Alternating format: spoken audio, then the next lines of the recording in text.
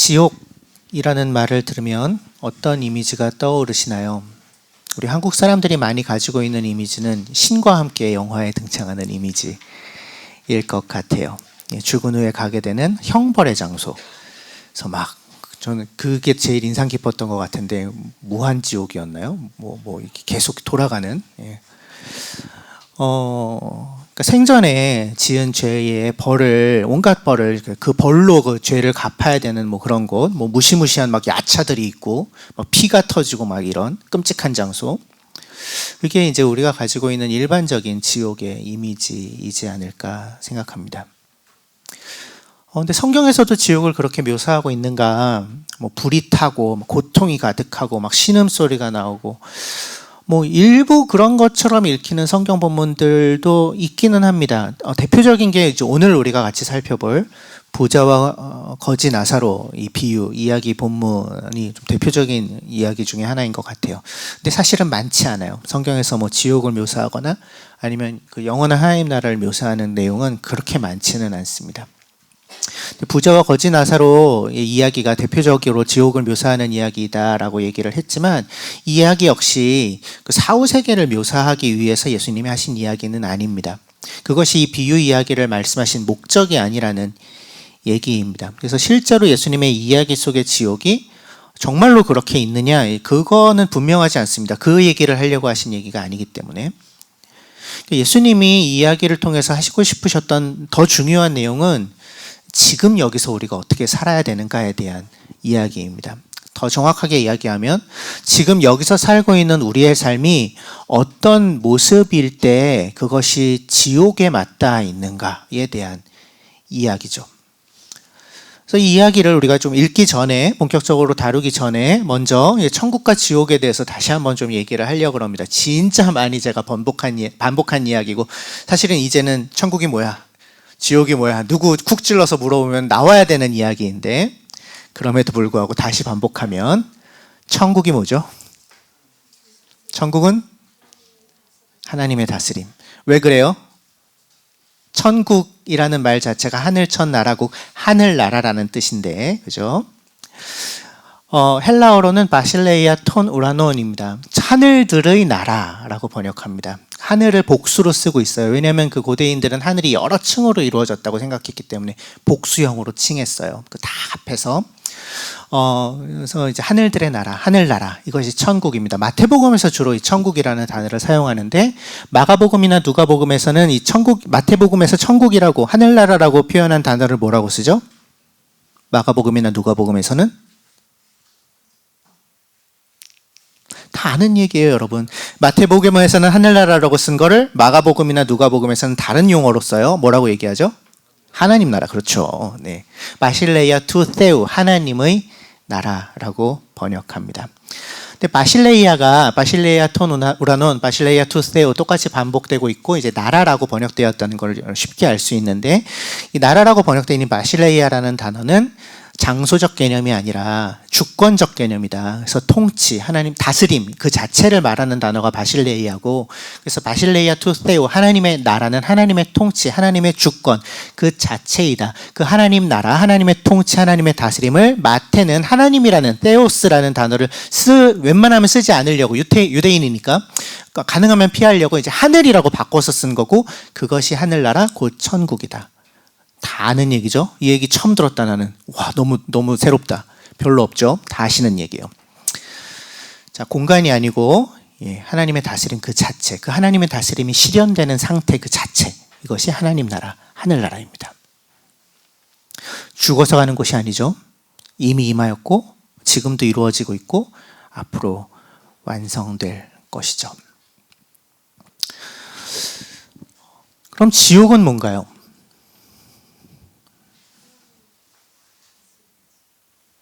크게 얘기해 주세요. 하나님 다스림이 임하지 않는 곳, 하나님의 다스림과 상관없는 곳, 천국과 반대되는 곳, 정반대에 있는 곳, 또는 그 영역, 이것이 이제 지옥의 개념입니다. 천국이 하나님의 다스림 그 자체라면, 지옥은 그 하나님의 다스림이 전혀 없는, 하나님의 다스림과 가장 멀리 떨어져 있는, 하나님의 다스림이 완전히 제거된 삶의 자리 그 자체죠. 지옥이라고 번역된 단어는 헬라어 단어가 게헨나인데요. 성경에만 거의 신약 성경에만 등장하는 단어예요. 구약 성경에 나오는 게이 힌놈이라는 이제 히브리어를 이제 음역해서 헬라어로 옮겨놓은 단어가 이제 게헨나입니다. 게이 흰놈, 히브리어는 구약 성경에서는 게이 흰놈은 흰놈의 아들 골짜기라는 뜻입니다. 그리고 이것은 예루살렘의 남쪽에 위치했던 실존하는 장소예요. 흰놈의 아들 골짜기에 옛날에 이스라엘이 한참 우상 숭배를 하고 있었을 때 거기에 무엇이 있었냐면 몰렉 신전이 있었습니다. 몰렉이라는 신은 인신 공양을 받던 신입니다. 특별히 자기 자식을 불태워서 그 신에게 바치면 자기가 원하는 것이 이루어진다고 믿었던 사람들이 몰렉을 섬기던 사람들이었습니다. 그러니까 사람을 자기의 뭔가 목적을 이루기 위한 수단으로 특별히 자기 자식을 조차도 아끼지 않고 자기가 뭔가 성공하기 위해서 더 높은 뭐 자리에 오르기 위해서 그걸 불태워서 바쳤던 사람을 불태워서 바쳤던 곳이 몰렉 신전 흰놈의 아들 골짜기에서 일어났던 일이죠. 하나님의 다스림보다 이거보다 더 멀리 떨어질 수는 없습니다. 그래서 남유다의 요시야 왕이 종교개혁을 일으켰을 때 여기 있던 몰렉 신전은 허물고 그 흰놈의 아들 골짜기를 쓰레기장 그리고 시체를 태우는 그런 장소로 시체 소각장으로 만들었어요. 그렇기 때문에 그 흰놈의 아들 골짜기에는 그 이후로는 계속해서 이제 불이 타고 있고 구더기가 들끓고 이런 장소가 되었죠. 계속해서 연기가 올라오고 쓰레기를 태우고 시체를 태우는 거기는 뭐 그리고 쓰레기들이 있으니까 막 벌레들이 들끓고 악취가 나고 그곳이 게이 흰놈, 흰놈의 아들 골짜기고 이것을 헬라어로는 게헨나라고 하고 그 게헨나를 지옥이라고 번역하고 있는 것입니다. 그래서 그 이미지가 있는 거예요. 불이 늘 타고 있는 곳, 더러운 곳, 하나님의 개입이 거절된 공간, 더럽고 죽음과 불이 가득한 게이 흰놈, 게헨나, 지옥인 거죠. 천국이 죽어서 가는 어떤 장소적인 의미가 아닌 것처럼 지옥 역시 우리가 죽어서야 가는 어떤 나쁜 장소가 아닌 겁니다. 천국, 하나님 나라가 이미 시작되었고 지금 이루어지고 있고 언젠가 완성될 것인 것처럼 지금 우리가 살고 있는 이 세상과 겹쳐서 존재하는 그 하나님의 다스림 그 자체인 것처럼 지옥 역시 우리가 지금 살고 있는 이 세상 속에 침투에 들어와 있습니다. 하나님의 다스림과 가장 멀리 떨어져 있을 때 우리는 지금 여기서 그 지옥을 경험합니다. 하나님의 다스림과 상관없이 살아가는 그 삶 자체, 그러한 인생들이 모여서 만들어가는 세상 그 자체가 지옥인 거죠. 온갖 고통이 가득할 수밖에 없습니다. 악취가 풀풀 날 수밖에 없어요. 구더기가 들끓는 지옥일 수밖에 없죠. 그래서 지옥이 죽어서 가는 어떤 곳이 아니고 지금도 하나님의 다스림과 상관없이 살아가는 삶의 방식 그 자체를 의미한다면 그건 우리에게 굉장히 심각한 문제입니다. 묻지 않을 수가 없는 거예요. 너는 지금 어디에 살고 있니라고. 너는 천국, 곧 하나님 나라에서 살고 있니? 아니면 하나님과 상관없이 지옥에서 살고 있니? 지금 어떤 삶을 살고 있니? 그 얘기를 하는 본문이 오늘의 본문입니다. 누가복음 16장 19절에서 31절 같이 읽어볼까요? 시작. 어떤 부자가 있었는데 그는 자색 옷과 고운 베옷을 입고 날마다 즐겁고 호화롭게 살았다. 그런데 그 집 대문 앞에는 나사로라고 하는 거지 하나가 헌대투성이 몸으로 누워서 그 부자의 상에서 떨어지는 부스러기로 배를 채우려고 하였다. 개들까지도 와서 그의 헌대를 핥았다. 그러다가 그 거지는 죽어서 천사들에게 이끌려가서 아브라함의 품에 안기었고 그 부자도 죽어서 묻히었다. 부자가 지옥에서 고통을 당하다가 눈을 들어서 보니 멀리 아브라함이 보이고 그의 품에 나사로가 있었다. 그래서 그가 소리를 질러 말하기를 아브라함 조상님 나를 불쌍히 여겨주십시오. 나사로를 보내서 그 손가락 끝에 물을 찍어서 내 혀를 시원하게 하도록 하여 주십시오. 나는 이 불 속에서 몹시 고통을 당하고 있습니다 하였다. 그러나 아브라함이 말하였다. 얘야 되돌아보아라. 내가 살아있는 동안에 너는 온갖 호사를 다 누렸지만 나사로는 온갖 괴로움을 다 겪었다. 그래서 그는 지금 여기서 위로를 받고 너는 고통을 받는다. 그뿐만 아니라 우리와 너희 사이에는 큰 구렁텅이가 가로 놓여 있어서 여기에서 너희에게로 건너가고자 해도 갈 수 없고 거기에서 우리에게로 건너올 수도 없다. 부자가 말하였다. 조상님 소원입니다. 그를 내 아버지 집으로 보내주십시오. 나는 형제가 5이나 있습니다. 제발 나사로가 가서 그들에게 경고하여 그들만은 고통받는 이곳에 오지 않게 하여 주십시오. 그러자 아브라함이 말하였다. 그들에게는 모세와 예언자들이 있으니 그들의 말을 들어야 한다. 부자는 대답하였다. 아닙니다, 아브라함 조상님. 죽은 사람들 가운데서 누가 살아나서 그들에게로 가야만 그들이 회개할 것입니다. 아브라함이 그에게 대답하였다. 그들이 모세와 예언자들의 말을 듣지 않는다면 죽은 사람들 가운데서 누가 살아난다고 해도 그들은 믿지 않을 것이다. 이 이야기에는 2명의 등장인물이 등장합니다. 부자와 거지 나사로죠. 이 두 사람은 매우 대조적인 서로 상반된 삶을 살아가고 있는 것으로 묘사됩니다. 부자는 어떻게 묘사되죠? 자색 옷과 고운 베옷을 입고 당시의 최고급 옷감입니다. 자색 옷은 이 자색으로 이 염색을 하는 것이 염색이 맞죠? 네. 염색을 하는 것이 굉장히 그 염료가 비쌌기 때문에 자색 옷은 아무나 입을 수 있는 옷이 아니었어요. 그래서 고운 베옷도 역시 아주 정성 들여서 공을 많이 들여서 짠 옷감입니다. 고급 옷감입니다. 그런 옷을 입고 날마다 즐겁고 호화롭게 살았다라고 부자가 묘사됩니다. 맛있는 것도 당연히 많이 먹었겠죠. 잔치도 많이 벌였을 거예요. 부족한 것이 없어 보이는 그러한 삶입니다. 그리고 이어서 그와는 정반대의 삶을 살고 있는 인물 한 명을 또 소개하죠. 거지 나사로. 그의 몸은 병들었어요. 헌대투성이 몸으로 부어서 상처가 가득합니다. 먹을 것도 변변치 않아요. 그래서 부자의 상에서 떨어지는 부스러기 음식물 쓰레기예요. 그거라도 어떻게 얻어 먹어볼까 하는 비참한 인생. 개들이 와서 그의 헌대를 핥는, 친구도 없이 그냥 동네 개들이 와서 그의 상처를 그냥 핥는 것 뿐인 그런 비참한 인생을 살고 있었던 인물이 거지 나사로입니다. 이 이야기 자체에서 이 2명의 등장인물을 소개하는 묘사는 여기에서 멈추지만 우리가 주목할 지점이 하나 있는데 그것은 나사로가 있던 장소입니다. 나사로가 어디에 있죠? 그 집 대문 앞에 있습니다. 부자의 집 문 앞에요. 나사로는 부자가 살고 있던 집 바로 앞에 있었습니다. 그런데 이 부자는 자기 자신은 그렇게 날마다 호화로운 삶을 살면서 즐기고 살면서 나사로는 그토록이나 비참한 삶을 그냥 계속해서 살아가도록 내버려 두었던 거죠. 그에게 제대로 먹을 것을 챙겨준 적이 없습니다. 병든 그의 몸을 돌봐주지도 않았습니다. 사실은 제대로 보지도 않았을 가능성이 매우 높습니다. 부자의 문제는 이것입니다. 자기가 그 부를 가지고 부유하게 살았던 것이 문제가 아니고 그 부유함을, 그 부를 자기 자신만을 위해 사용했다는 것이 문제죠. 왜? 이 사람도, 부자도, 거지 나사로도 이제 아브라함의 자손으로 묘사되는데 이제 이스라엘 백성이라는 거죠. 하나님의 백성 공동체 안에 들어와 있는 사람들이라는 거죠.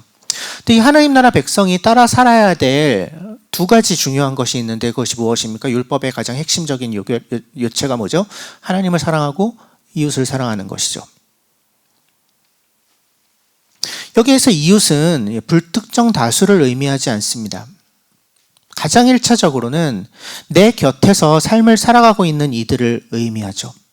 그리고 2차적으로 조금 확장된 의미로 내가 보는 앞에서 지금 당장 도움을 필요로 하고 있는 사람도 의미합니다. 선한 사마리아인의 비유에 나왔던 사람처럼. 눈앞에 있는 사람, 지금 당장 도울 수 있는 사람, 나와 함께 삶을 살아가고 있는 사람, 내 근처에서 그 사람이 이웃인데 그런 의미라면 부자에게 이웃은 거지 나사로인데 그럴 수밖에 없는데 부자는 그를 무시하며 살았죠. 그를 사랑하지 않았습니다. 이웃사람과 전혀 상관없이 살았죠. 하나님의 명령은 선명했지만 그 하나님의 다스림을, 하나님의 명령을 거절한 삶을 살았던 것입니다. 사람들은 좋은 옷을 입고 맛있는 것을 먹고 떵떵거리며 살고 있는, 누리고 싶은 거 다 누리고 살고 있는 이런 부자의 삶을 성공했다라고 얘기했을지 모르겠지만 예수님의 기준은 그것과는 다르죠. 예수님은 이 이야기를 통해 부자의 그러한 삶이 자기 자신만을 위해 자기가 가진 모든 것을 다 사용하는 삶이 지옥으로 향하는 삶이라고, 사실은 지옥 그 자체라고 말씀하려고 계신 것입니다. 다른 사람들 돌아보지 않고 사람보다 다른 것들, 대표적인 것이 돈인데 그런 것을 더 중요하게 여기는 삶 그 자체가 지옥이라는 거죠. 지옥일 수밖에 없다는 것입니다. 이게 지난주에 살펴본 불의한 청지기 비유에서도 나왔던 이야기였죠. 이게 바로 이어지는 이야기인데, 불의한 청지기 바로 다음에 이 부자와 거지 나사로 비유가 등장하니까 뭐 중간에 짧은 이야기 단락이 있긴 하지만 어쨌든 같은 16장 안에 들어가 있는 이야기니까, 지난주 불의한 청지기 비유에서 맨 마지막에 이제 어떤 구절이 있었는지 혹시 기억하세요? 너희는 하나님과 재물을 겸하여 섬길 수 없다, 이렇게 끝납니다. 그 이야기 단락은.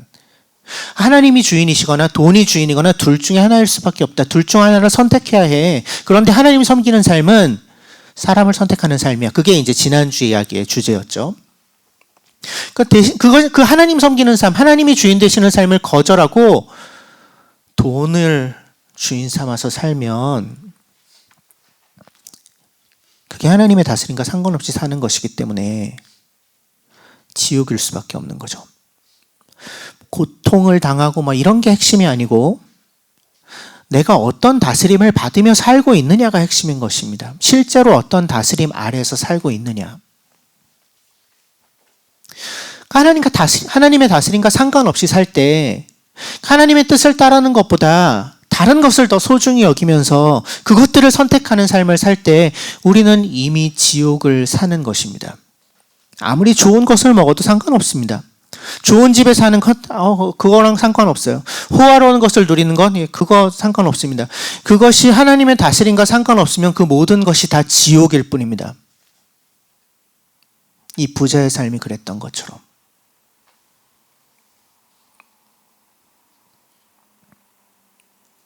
이 두 사람이 죽었습니다. 이제 죽고 난 다음에 이 거지 나사로는 아브라함의 품에 안깁니다. 천사들에게 이끌려가서 아브라함의 품에 안겼다. 그리고 부자는 지옥에서 고통을 당하다가, 이렇게 얘기하죠. 이 비유에서 가장 흥미로운 묘사는 이게 부자가 지옥에서 고통을 당하다가 눈을 들어서 보니 멀리 아브라함이 보이고 그의 품에 나사로가 있는 걸 봤다. 그리고 아브라함에게 막 소리를 쳐가지고 의사소통을 하는 뭐 이런 내용인 것 같아요. 이게 참 재밌는 지점이에요. 다시 한번 말하지만 실제를 묘사하려고 하는 게 아니라 이야기를 하고 있는 거예요. 실제로 막 지옥에서 막 부를 수 있고 막 사람을 이렇게, 예수님이 그렇게 말씀하셨잖아요. 이렇게 얘기하면 안 돼요. 그걸 얘기하려고 말씀하신 이야기가 아니니까. 자, 이 부자가 나사로를 안고 있는 아브라함을 간절히 막 부릅니다. 요청합니다. 이 요청이 되게 기가 막히죠. 아브라함 조상님, 제가 지금 목이 타서 죽을 것 같으니까 그 나사로 보내서 물 하나 손에 찍어다가 제 혀에 좀 갖다 대게 좀 해주시면 안 될까요?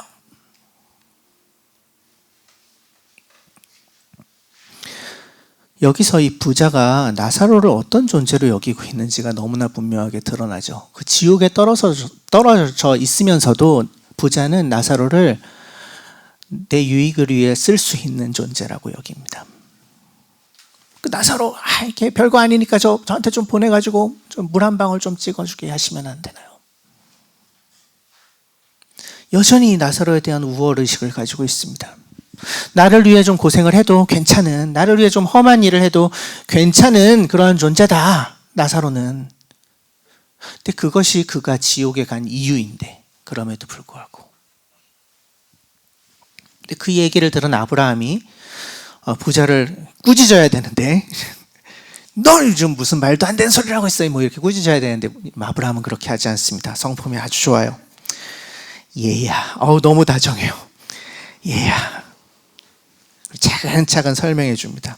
되돌아보아라. 내가 살아있는 동안에 너는 온갖 호사를 다 누렸지만 나사로는 온갖 괴로움을 다 겪었다. 그래서 그는 지금 여기서 위로를 받고 너는 고통을 받는다 이렇게 얘기합니다. 이것이 지금 그들이 서로 다른 공간에 가 있는 이유라는 것입니다. 부자는 살아서 온갖 호사를 다 누렸고 동시에 그의 바로 곁에서 삶을 살아가고 있던, 비참한 삶을 살고 있던 나사로를 돌아보지 않았기 때문에, 그렇게 자기만을 위한 삶을 살았기 때문에 그가 고통을 받고 있다는 거죠. 나사로는 온갖 괴로움을 다 겪었기 때문에 지금 위로를 받고 있다는 것입니다. 근데 이 이야기의 강조점은 부자에게 있어요? 나사로에게 있어요? 더 중요한 인물이 누구예요? 이 이야기 속에서? 부자입니까? 나사로입니까? 부자예요. 나사로는 대사 한마디 없어요. 그렇잖아요. 네. 부자가 실질적인 주인공이에요. 그죠? 그러니까 이 이야기의 주제도 어떻게 하면 나사로가 있는 아브라함의 품에 안길 수 있는가 이걸 얘기하려고 하는 게 아니고 주 인물은 부자니까 어떻게 하면 그 고통스러운 지옥에 떨어지지 않을 수 있는가에 대한 이야기를 하고 있는 얘기인 거예요. 자, 아브라함이 말을 잇습니다. 26절. 그뿐만 아니라 우리와 너희 사이에는 큰 구렁텅이가 가로놓여 있어서 여기에서 너희에게로 건너가고자 해도 갈 수 없고 거기에서 우리에게로 건너올 수도 없다. 그러니까 이제는 부자와 이 나사로 사이에, 지옥과 천국 사이에 건널 수 없는 간격이 생겨버렸다는 거예요. 이제는 그 결과를 어떻게 바꿀 수가 없다는 겁니다. 부자에게 기회가 없었나요? 아니요. 그에겐 수많은 기회가 있었어요. 살아가는 동안에 이 결과를 바꿀 수 있는 기회가 수도 없이 많이 있었지만 이 부자는 그 기회를 다 지나쳐버렸죠. 그에게 주신 하나님의 뜻이 너무나도 분명했지만 그는 그 하나님의 말씀을 무시하면서 살았죠. 그의 문 앞에 있었던, 항상 그의 눈에 들어왔을 것인, 그가 돌봐야 했던, 사실은 하나님이 그에게 돌보라고 맡겨주셨을 것이 분명한 나사로를 외면하며 살았죠. 사랑을 베풀 기회는 매일같이 있었지만 그는 그것을 거절했습니다. 그리고 이제는 더 이상 결과를 바꿀 수 없는 곳에 가 있는 거예요.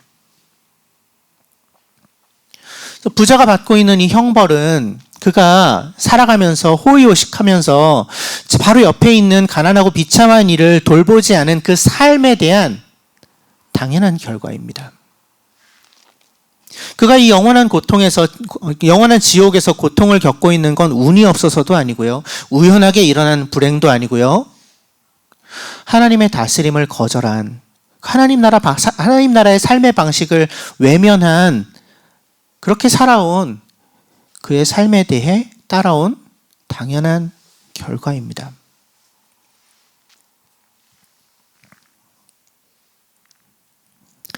그래서 이 고통은 심판이라고 할 수는 없어요. 그냥 자연스러운 결과라고 해야죠.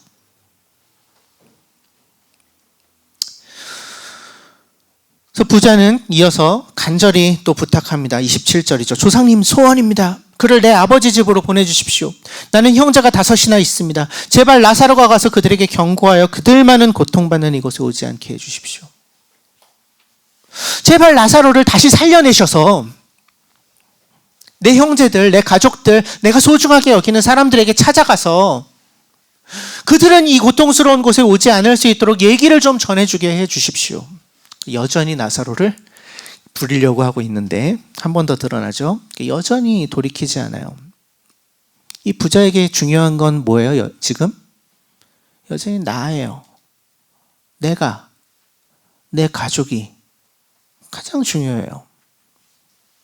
그 외에 다른 사람들은 언제든지 이용할 수 있는 존재, 언제든지 부릴 수 있는 존재일 뿐인 거죠. 그렇게 하나도 변함없는 부자에게 아브라함이 얘기하죠. 그들에게는 모세와 예언자들이 있으니 그들의 말을 들어야 한다. 모세와 예언자는 모세 오경과 구약 예언서, 이건 즉 구약 성경 전체예요. 구약 성경 전체를 의미하는 관용어예요. 모세와 예언자라고 하면. 그들에게는 이미 주어진 말씀이 있다는 겁니다. 그 말씀을 통해 하나님의 뜻을 따라 사는 것이 어떤 건지 하나님의 다스림을 받으며 사는 삶의 모습이 어떤 건지 이미 선명하게 주어져 있다는 것입니다. 그것만으로 충분하다는 거예요. 그들에게 필요한 것은 또 어떤 더 기적적인 경험, 뭔가 내 정신을 바짝 들게 만들어줄 새로운 메시지, 이런 것이 아니고 그들에게 지금 가장 필요한 건 그들이 이미 알고 있는, 하지만 그렇게 살고 있지는 않은 그 하나님의 말씀에 순종하는 것. 그것이 그들을 살려낼 수 있는 유일한 방법이라고 이야기하는 거죠. 그들에겐 이미 모세와 예언자들이 있다. 부자가 한 번 더 얘기하죠. 30절. 아닙니다, 아브라함 조상님. 죽은 사람들 가운데 누가 살아나서 그들에게로 가야만 그들이 회개할 것입니다. 아브라함은 단호합니다. 그들이 모세와 예언자들의 말을 듣지 않는다면, 즉 성경에서 이미 주어져 있는 하나님의 뜻을 따르지 않는다면 죽은 사람들 가운데 누가 살아난다고 해도 그들은 믿지 않을 것이다. 기적이 부족해서 믿지 않는 게 아니라는 겁니다. 이미 주어진 말씀이 분명한데도 그 말씀을 따라 살지 않는 게 문제라는 것입니다. 이 말씀을 예수님이 하셨다는 건 또 대단히 의미심장하죠. 예수님 당시의 사람들은 알아채지 못했겠지만 우리는 알죠. 죽은 사람들 가운데 다시 살아난 사람.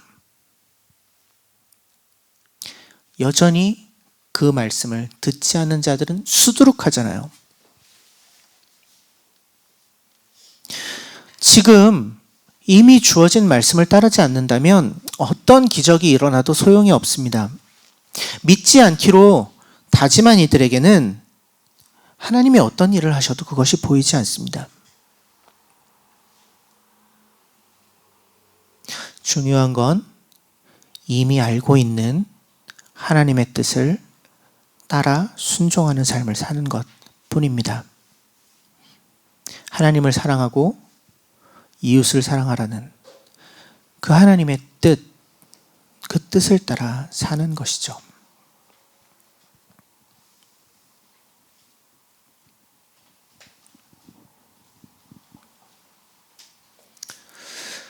세상에서 호의호식하고 누릴 것 다 누리고 살면서 이웃을 돌아보지 않는 자는, 그리고 자기가 가진 것을 다 자기만을 위해서 쏟으며 사는 사람들은 하나님의 나라에 들어갈 수가 없습니다.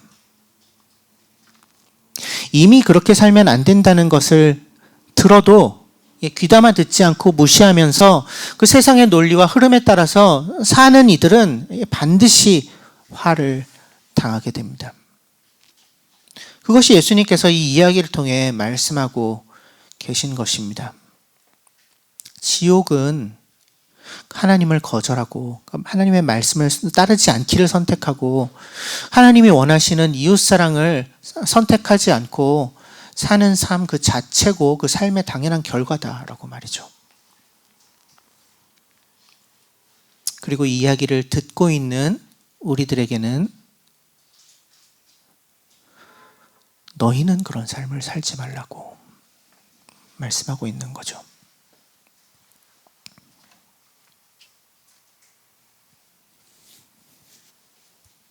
여러분의 나사로는 누구인가요? 불특정 다수가 아니라고 얘기했습니다. 저 멀리서 살고 있는 누군가가 아닙니다. 나의 나사로는 내 눈에 보이는 사람들입니다. 가장 1차적으로.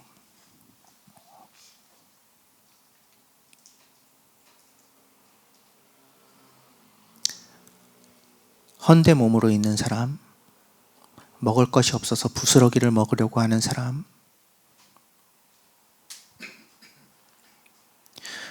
우리의 눈에 보이는 곳에 그런 사람들이 혹 있다면 그가 우리의 나사로죠. 우리의 이웃입니다. 그리고 그를 어떻게 대하는가가 우리의 삶의 모습을 결정합니다. 천국에서의 삶인지 지옥에서의 삶인지.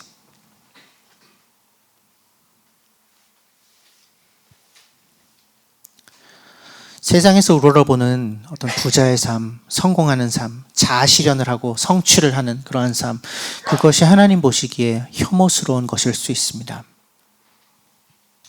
그 삶이 하나님의 뜻, 그분의 사람들, 그분의 나라, 그분의 다스림을 철저하게 외면한 삶이라면 말이죠.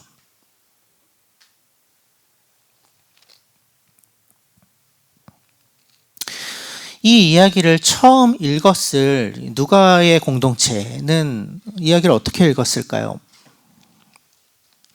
누가복음을 통해 이제 이 누가 공동체의 모습을 좀 추정해 볼 수 있는 자료들이 여럿 있습니다. 이제 그 자료들을 좀 보면, 예를 들면 이제 열 문화 비유 이런 건데, 마태복음엔 달란트 비유로 되어 있는데 누가복음엔 열 문화 비유로 이제 비슷한 비유가 등장하는데 단위가 달라요. 그러니까 누가의 공동체는 마태 공동체보다 훨씬 가난했을 거야. 뭐 이런 이제 추정을 또 하고요. 그리고 이제 가난한 자들에 대한 특별한 어떤 관심과 애정이 누가복음에 많이 담겨 있습니다.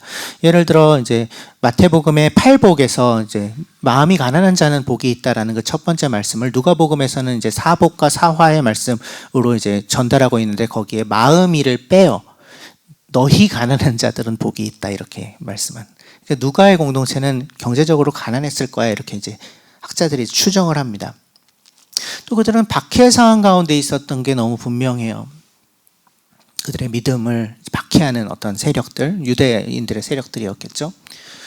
그래서 그들은 가난하고 박해받는 공동체였을 터인데, 그럼에도 불구하고 애써서 하나님의 다스림을 따라 그 하나님 나라를 살려고 했었던 그런 사람들이었던 게 분명하죠. 그렇다면 그러한 사람들이 이 이야기를 읽으면서 그들은 이 이야기 속에 두 명의 등장인물이 있는데, 부자와 거지 나사로, 자신들을 누구와 동일시했을까요? 거지 나사로와 동일시했을 거예요. 부자와 동일시해서 읽지는 않았을 겁니다. 그렇다면 스스로 거지 나사로와 같은 자들이라고 여기는 이들에게 이 이야기는 어떤 메시지가 됩니까? 위로와 격려의 메시지가 됩니다. 지금 이 땅에서 고난을 겪고 있지만, 상처투성이이지만, 고통스럽지만 결국에는 쉼과 평화를 누리게 될 것이라는 그러한 이야기로, 하나님 품 안에서 누릴 안식이 기다리고 있다는 이야기로, 그날이 오면 이 땅에서 위세를 떨고 텅텅거리며 우리를 박해하고 우리를 무시하며 살던, 그렇게 자기만 챙기며 살던, 손가락질하며 살던 그런 이들의 삶과, 나를 비워내고 내가 가진 것을 허비하면서 서로를 사랑하기 위하여서 애썼던 우리의 삶 중에 어떤 삶이 옳은 삶이었는지가 선명하게 드러날 거다. 지금 여기에서 지옥을, 그 하나님의 다스림과 상관없이 상관없는 삶을 살던 이들이 그날에도 지옥에 떨어질 것이고, 지금 여기에서 천국을, 그 하나님의 다스림을 받으며 살아가던 이들은 그날에 완성된 하나님의 나라를 살게 될 것이다. 이것이 누가 공동체가 이 이야기를 읽어냈을 메시지일 거예요. 우리는 어떠한가요? 네, 지난주에도 얘기했지만 부자가 없어요. 네, 얼마나 다행스러운 일인지 몰라요. 하지만 그 부자의 삶을 동경하며 살고자 하는 이들은 혹시 있을지 몰라요. 나 더 많이 벌고 싶은데, 나 더 성공하고 싶은데, 남들이 어떻게 되든 나는 좀 떵떵거리면서 살아보고 싶은데, 부자를 지향하는 거지들은 좀 있을 수 있는데 근데 오늘 이야기는 우리에게 도전하는 거죠. 어떤 삶을 살겠느냐고. 그래서 네 앞에 있는 나사로가 누구냐고. 그를 사랑하고 있냐고. 그 사랑을 통해 정말 나의 다스림, 하나님의 다스림 아래 네가 있다는 것을 입증하고 있냐고. 근데 만약에 그렇다면 너에게는 언젠가 주어질 보상이 있다고. 지옥에 떨어지지 않는다고 말씀하는 이야기인 것입니다. 결국 중요한 건 지금 여기서 어떻게 사느냐입니다. 어떤 다스림을 받으며 사느냐. 결과는 거기에 달려 있습니다. 이번 한 주 우리가 살아갈 이 현실에서의 삶이 천국의 삶이 되기를 간절히 소망합니다. 하나님의 뜻을 분별하고 그 뜻을 우리의 삶 속에 담아내는 삶. 나의 나사로에게 먹을 것을 내어주고 상처를 싸매어주는 삶. 그 천국의 삶이 되기를 간절히 소망합니다. 잠시 침묵하겠습니다.